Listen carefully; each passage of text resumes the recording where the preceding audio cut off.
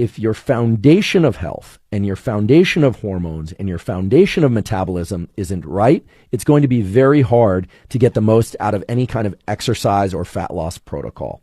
The calories burned portion is strongly influenced by a number of things that you can control that can greatly accelerate or increase the amount of adipose tissue or the proportion of adipose tissue that you burn in response to exercise and food. Neurons connect to your body fat and can change the probability that that body fat will be burned or not. And I'd probably come under a pretty considerable attack if I didn't just acknowledge up front a core truth of metabolic science and also of neuroscience, frankly, which is that calories in versus calories out, meaning how many calories you ingest versus how many calories you burn, is the fundamental and most important formula in this business of fat loss and weight management in general.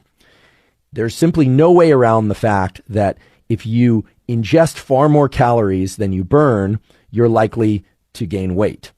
And a good portion of that weight is likely to be adipose tissue, fat. It's also true that if you ingest fewer calories than you burn, that you will lose weight and that a significant portion of that will come from body fat. What portion depends on a number of factors, but that simple formula is important. And indeed, there is evidence from, for instance, Robert Lustig, who's a pediatric endocrinologist at UC San Francisco, has talked about how highly processed foods change the way that we utilize food and can lead to higher incidences of obesity and other metabolic syndromes that go against the idea that a calorie is a calorie and that's it. So a calorie is a calorie as a unit of energy, and we need to accept and acknowledge this calories in, meaning calories ingested versus calories burned formula, but the calories burned portion is strongly influenced by a number of things that you can control that can greatly accelerate or increase the amount of adipose tissue or the proportion of adipose tissue that you burn in response to exercise and food. So your hormones are important.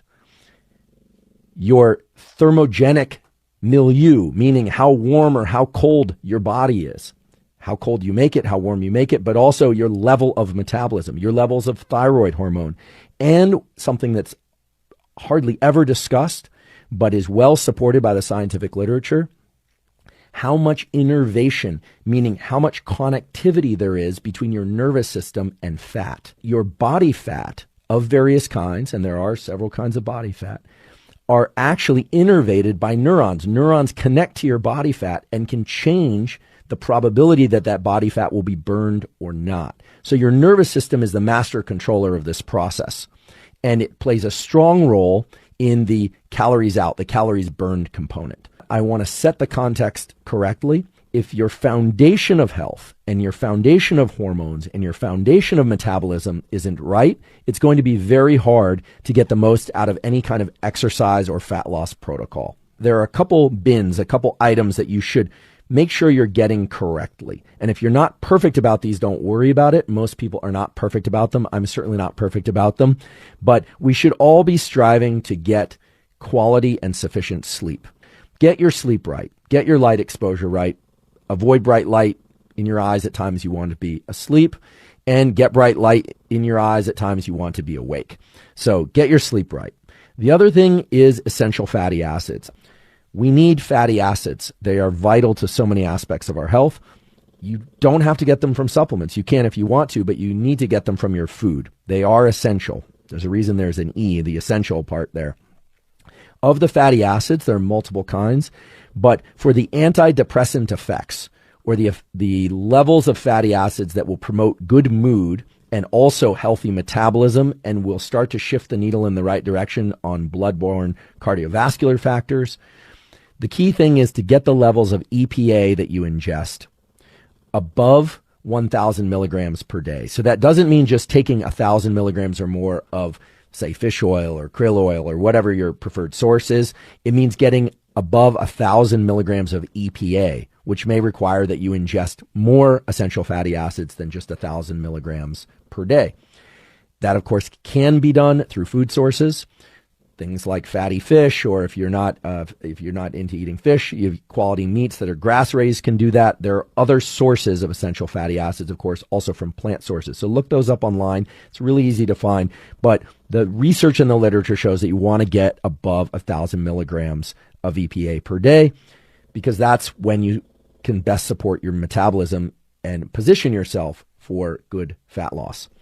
As well, for people who have cravings issues, that you have neurons in your gut that are craving, they're seeking essential fatty acids, and they're craving and seeking amino acids from your food. Now, these are not supplements that they crave per se. They're craving those things because that's what your body needs and your brain needs. But those same neurons will respond to sugars. And so many people who are craving sugar can satisfy that sugar craving by giving the neurons, so to speak, what they actually want, which are amino acids and essential fatty acids. That includes EPA, but also things like glutamine, an amino acid that can really reduce sugar cravings if you take a teaspoon of that or even a tablespoon of that a few times a day. You have to ease into that a little bit because some people can get a little bit of GI distress from too much glutamine, but glutamine has also been shown to improve symptoms of leaky gut. It's a powerful amino acid. And yes, you can also get it from food. Things like cottage cheese are high in glutamine, etc. And then finally, you can't really position yourself to have a strong metabolism if your iodine levels aren't correct and your thyroid levels aren't correct. You can overdo iodine, so you don't want to do that. A lot of table salt has iodine added to it, but some people need to add iodine by ingesting things like kelp, etc. But one of the best ways to support the thyroid system and metabolism in general is to make sure you're getting enough selenium, sometimes called selenium, each day. Simple way to do that is to ingest the highest concentration of selenium food that I'm aware of, which is Brazil nuts. 1 or 2 or 3 of those per day, you'll have more than enough selenium to meet the thyroid needs. You don't want your selenium to be too high. You don't want a diet too high in anything. So again, sleep, sufficient EPAs, glutamine if you have issues with leaky gut or sugar cravings can really help. Get your gut microbiome right. I may have missed saying that, but get your gut microbiome right. That does not necessarily mean you need to ingest probiotics. You can if you want to, but you can also just simply ingest a serving or 2 of fermented foods per day. That can greatly assist. So things like sauerkraut, kimchi, every culture has a different source or sources of fermented foods. Those can really help the gut microbiome. And then make sure that your thyroid hormone is supported through the ingestion of sufficient iodine, not too much, and sufficient selenium, not too much. Okay? Sleep, EPA, glutamine, fermented foods, iodine, selenium. That sets the basis for how things like exercise, cold,